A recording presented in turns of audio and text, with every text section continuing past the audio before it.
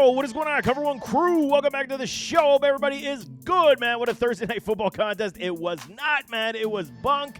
But hey, at least we got some points from Breece Hall. What are we talking today? Boomer Bust, week number 3 for the rest of the contest on Sunday and the doubleheader on Monday. You got to love it. First, let's start off with running backs. My guy, DeAndre Swift in the house. Okay, I get it. As of today, it's been a massive bust so far for DeAndre Swift. No boom games, only 11.2 points. And this Bears offense, I mean, it looks the same as it did with a Justin Fields. So maybe it's a coaching problem.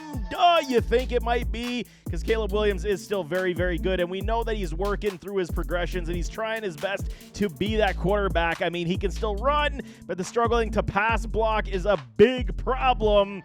Okay, and however, when the Colts are playing the Colts this weekend, I mean, with the Colts right now, they're not the best when it comes to the run defending so far this season, and they just lost DeForest Buckner to the IR. I'm telling y'all, if Swift can at least move the ball on the ground in this one just a little bit, get a little PPR upside, it might be a lost season for DeAndre Swift and the Chicago Bears offense as they continue to move, but I'm calling a boom on a high-risk, high-reward play for a DeAndre Swift. Rashad White versus the Denver Broncos.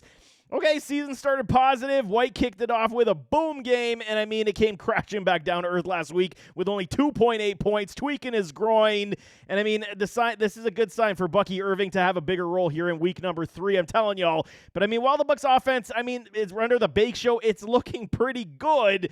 And White is still, I mean, limited on the rushing upside like I've been telling y'all, man. For some reason, he's not finding the gaps. He's not looking as explosive from the backfield, but when the ball is in his hands in the open field, he looks that much better, man. Facing a Broncos defense that does defend everything pretty well. Not great, but pretty well. I mean, the TD is really the only thing saving a Rashad White this week, so I'm calling bust in back-to-back weeks for me for Rashad White. Zeus White taking on the Carolina Panthers, and I mean, if y'all watched my offseason shows on too much risk running back, Zeus was definitely on that list due to the ADP being too high for the Raiders and getting, Alexander Mattison to be something of the split backfield. And how would this offense move with so many mouths to feed and a Gardner Minshew? I mean, White was the early struggles aren't a shock to me so far this season. I mean, but with that said, we're talking about the Panthers who can't stop a cold on defense right now. And I mean, this got breakout contest written all over it for a Zeus. And I mean, if White can manage to gain at least 80 yards and a touchdown, I'm telling y'all it's going to be a massive letdown campaign for him as well if he can't get it done versus these Carolina Panthers. Let's call boom time for my dude Zeus from UGA. Love my UGA running backs. You guys know this. Jerome Ford taking on the New York Giants. And we obviously know Nick Chubb still dealing with that, nursing that ACL recovery, coming back from that ACL. Ford, I mean, it was an early, an easy, I should say, late round pick selection to earn those points with great return on investment. But the confusing aspect last week, what are you doing, brownies, to us, man? The usage of Ford was lost as the game did wear on. Deontay Foreman did take the lion's share of touches in that second half, which was extremely confusing. It's not that Ford was injured or anything. He just didn't get any touches in that second half. It was all Deontay Foreman. But, I mean, the rush attack's got to be massive versus these New York Giants this week. You got to believe they looked a lot better. Last week, Deshaun Watson looked better. And, I mean, I think Ford's going to get back to the goods for us. Let's go back to boom for Ford this week. Wide receivers, Chris Olave, CO2, my guy, taking on these Philadelphia Eagles.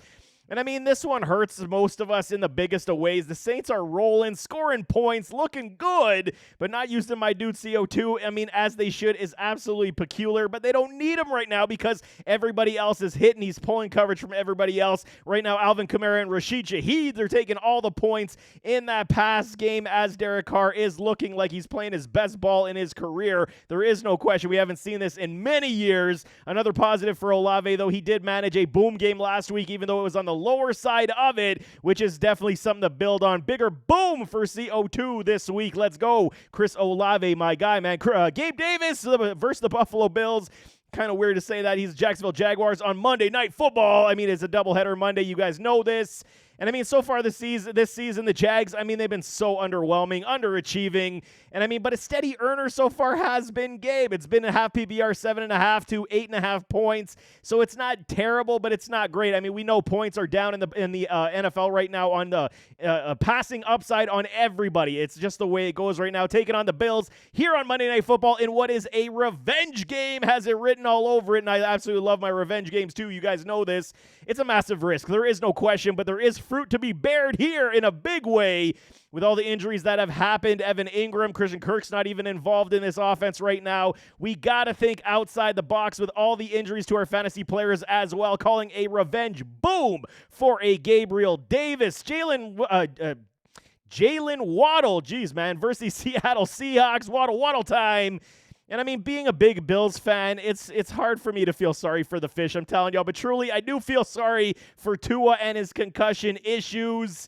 And I'm telling y'all, while I hope he does get better, this impacts the entire fantasy community when it comes to lesser productivity for these Miami Dolphins. Tua on IR will miss at least 4 contests as he does look to his future and say, you know, what's his NFL playing career going to be like? Now we got to roll with Skylar Thompson. Yes, I just threw up in my mouth a little bit because I got a lot of Tyreek Hill shares as well. And I mean, it's going to be a letdown for the most part. We got to believe running the football is going to be the massive upside where the passing is going to be the downgrade. And with the downgrade does come a Waddle time. I got to say, bust 2 weeks in a row for a Jalen Waddle. Drake London versus the Kansas City Chiefs on Sunday Night Football. We got some good games this week.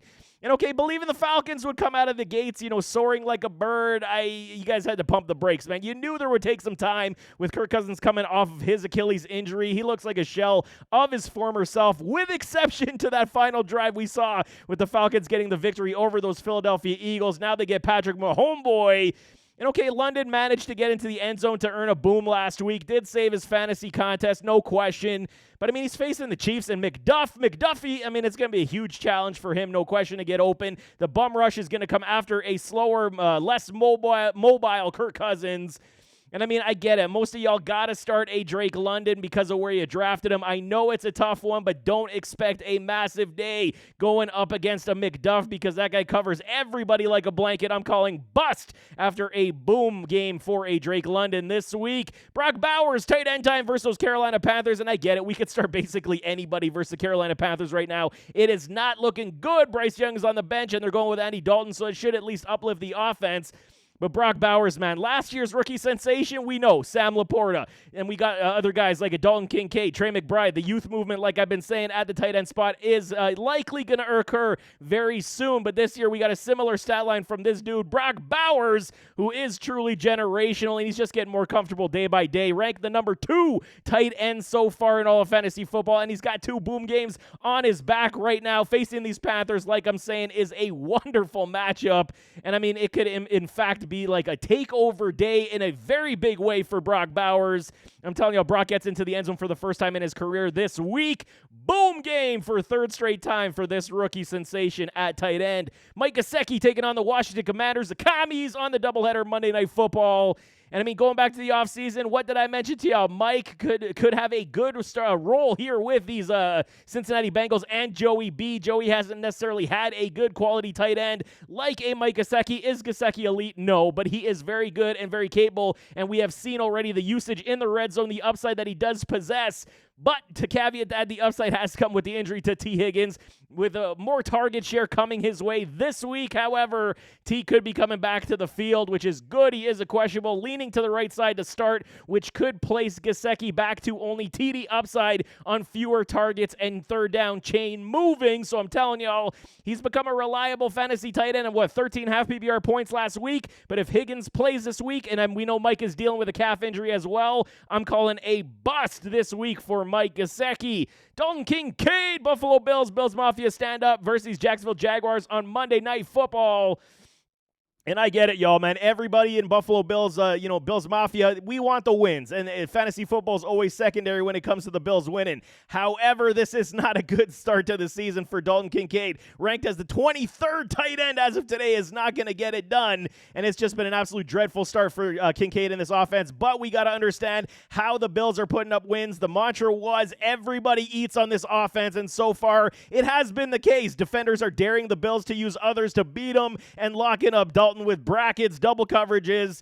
This week, however, I do feel that this could be some dedication to throwing him the ball in drones, at least a couple red zone targets as they continue to run the football. The play action pass might be prevalent as well. Boom for the first time for my dude Dalton Kincaid. It's got to come sometime, and week 3 feels like it is the week to happen. Likewise with Sam Laporta, he's Laporting down the rankings, taking on Arizona this week. And like I'm saying, much like Kincaid, Laporta has been a problem so far for us in fantasy football. As we know, he's super talented. The Lions offense is moving in the right direction. Pass game usage, though, it is changing and altering to utilize JMO a little bit that much more. And then going back to Amon-Ra last week, we do know the consistent nature in the run game has remained with Gibby and Monty. They're eating on the weekly. We got to love everything that's going on in this Detroit Lions backfield. But with Sam Laporta, when is he going to break out of his funk? And I do believe that a lot of cases it's going to be tight end week this week here in week 3.